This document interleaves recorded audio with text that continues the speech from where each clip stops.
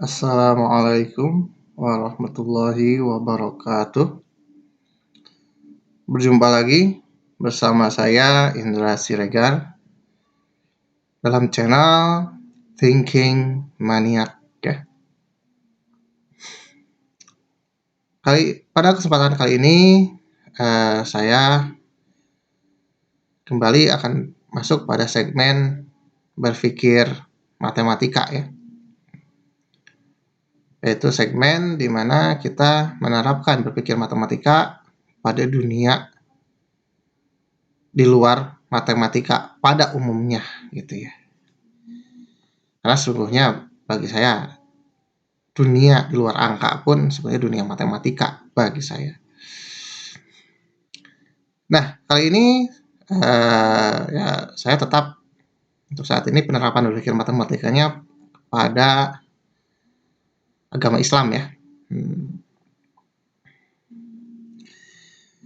Nah, pada kesempatan kali ini saya akan membahas tuduhan lagi ya.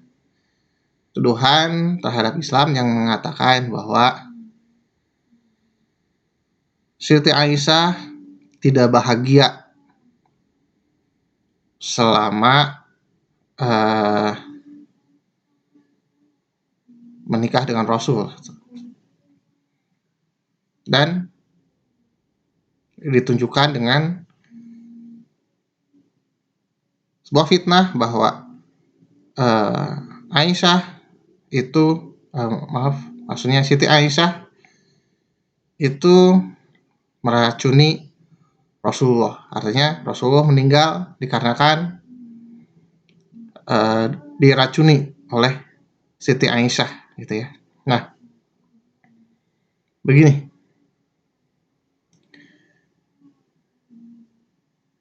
Sebetulnya dalam Al-Quran, dalam surat Al-Baqarah gitu ya, ada keterangan bahwa sesungguhnya orang kafir itu diberi peringatan atau tidak diberi peringatan itu sama saja, karena mereka matanya telah dibuat buta, telinganya sudah dibuat tuli gitu ya, sehingga tidak mampu menerima kebenaran gitu. Namun ya sebagai kewajiban kita sebagai seorang muslim ya menjawab itu gitu. Tujuannya bukan untuk mereka sesungguhnya, tapi untuk diri kita sendiri gitu ya. Nah, kalau berdasarkan hadis-hadis jelas ya, kecemburuan itu adalah bukti dari kecintaan.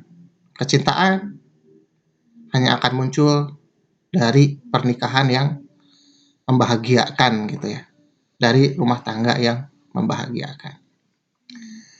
Nah, namun saya akan mencoba melihat dari sudut pandang lain,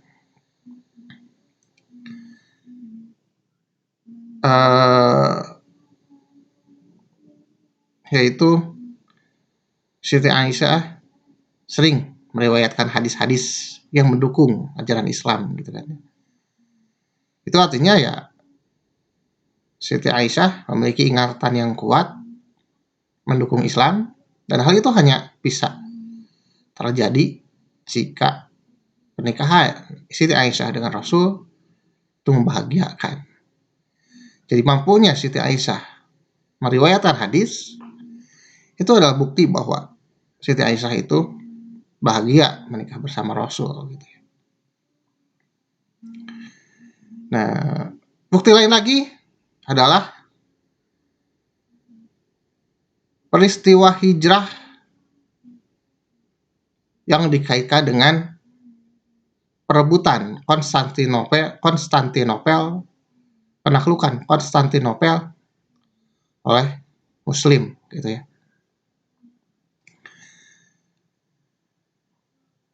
Fenomena hijrah itu menandakan bahwa Rasulullah itu secara kasat mata ya, itu terusir dari kampungnya gitu ya. Terusir dari kampungnya. Nah, apa kaitannya dengan perebutan kembali penaklukan Konstantinopel, yaitu Rasulullah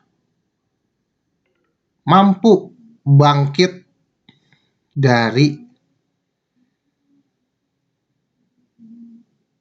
keterusirannya gitu ya. Sehingga ketika hijrah Rasulullah bisa jadi pemimpin di Madinah dan bisa terjadi Futu Mekah gitu kan. Dan di zaman Rasulullah terjadi peperangan dengan Romawi, dan Romawi ketika itu kalah ya. Memang tidak terjadi perlawanan, tapi ya tidak melawan itu ya bukti kekalahan gitu ya. Nah, bisa sukses di negeri orang, di kampung orang lain, setelah terusir, itu hanya bisa dilakukan oleh orang-orang yang berpikir positif. Nah, selain bangkit dari keterpurukan, dari keterusirannya gitu, Rasulullah juga mampu menginspirasi orang-orang yang mengikutinya gitu kan, sehingga mampu membuat orang-orang penerus kepemimpinan setelah Rasulullah mencapai prestasi yang melampaui Rasulullah, seperti di masa Khalifah Umar bin Khattab, Islam mampu menguasai 3/4 dunia, dan di masa selanjutnya mampu menaklukkan Konstantinopel, mengubah Konstantinopel menjadi Istanbul ya.